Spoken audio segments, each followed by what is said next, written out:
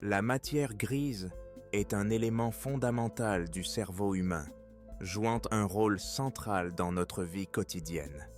Dans cette section, nous explorerons sa définition, ses fonctions essentielles et les différences qui peuvent exister entre les sexes. Nous aborderons également le lien entre la matière grise et nos émotions, afin de mieux comprendre son impact sur notre comportement et notre bien-être. Cette introduction pose ainsi les bases pour approfondir l'étude de ce composant clé du système nerveux. La matière grise désigne les régions du cerveau où se trouvent principalement les corps cellulaires des neurones. Elle joue un rôle essentiel dans le traitement et l'analyse des informations. À l'inverse, la matière blanche est composée de fibres nerveuses qui assurent par la transmission rapide des signaux entre différentes zones du cerveau. Pour mieux comprendre, on peut comparer la matière grise aux composants d'un ordinateur qui effectue les calculs, tandis que la matière blanche représente les câbles qui relient ces composants et permettent la circulation des données. La matière grise se trouve principalement à la surface du cerveau, dans le cortex cérébral, mais elle est également présente dans certaines structures profondes, comme les noyaux basaux. Le cortex cérébral est recouvert de nombreux replis, appelés gyri et sillons, qui augmentent considérablement sa surface. Grâce à ces plis, la quantité de matière grise est maximisée, permettant au cerveau d'accueillir davantage de neurones et d'améliorer ses capacités. Cette organisation contribue à la complexité et à l'efficacité des fonctions cérébrales. La matière grise joue un rôle fondamental dans le fonctionnement du cerveau. Elle est impliquée dans la mémoire, permettant de stocker et de rappeler des informations. Elle intervient également dans le langage, facilitant la compréhension et l'expression orale ou écrite. La matière grise participe à la prise de décision, au contrôle des mouvements et à la gestion des émotions. Ainsi, elle occupe une place centrale dans la pensée, l'action et le ressenti. Des études scientifiques ont examiné les différences de matière grise entre hommes et femmes, révélant parfois des variations moyennes dans certaines régions du cerveau.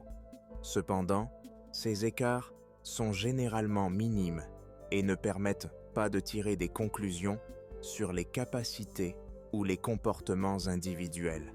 La variabilité d'une personne à l'autre est bien plus importante que les différences entre les groupes. Ainsi, il est essentiel de ne pas surinterpréter les résultats moyens, qui n'ont qu'une signification limitée. La diversité individuelle prime sur toute généralisation basée sur le sexe.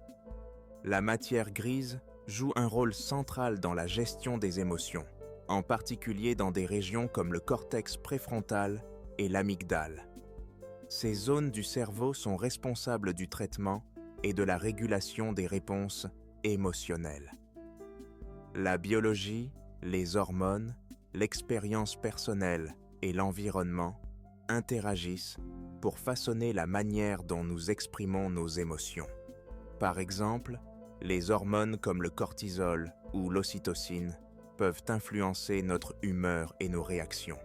Ainsi, l'expression émotionnelle résulte d'un équilibre complexe entre facteurs internes et externes. La neuroplasticité désigne la capacité du cerveau à se modifier et à s'adapter tout au long de la vie.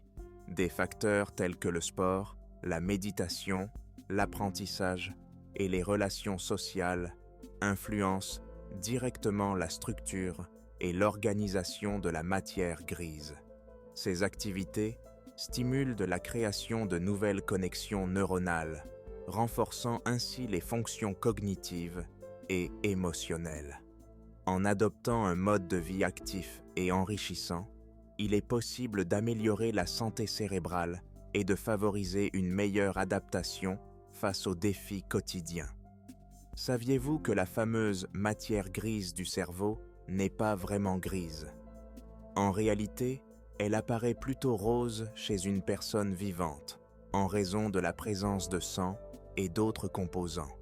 Malgré son nom trompeur, cette partie du cerveau joue un rôle essentiel dans le traitement des informations. De plus, le cerveau consomme environ 20% de l'énergie totale du corps, alors qu'il ne représente qu'environ 2% du poids corporel. Cette efficacité énergétique souligne l'importance de la matière grise dans nos fonctions quotidiennes. Chaque cerveau est unique, façonné par des expériences et des différences biologiques propres à chacun. Pourtant, la matière grise demeure universelle, présente chez tous et essentielle à la vie. Elle permet la pensée, nourrit les émotions et soutient le développement tout au long de l'existence. Quelle que soit sa forme ou sa composition, la matière grise est le socle commun qui nous relie et nous permet d'évoluer.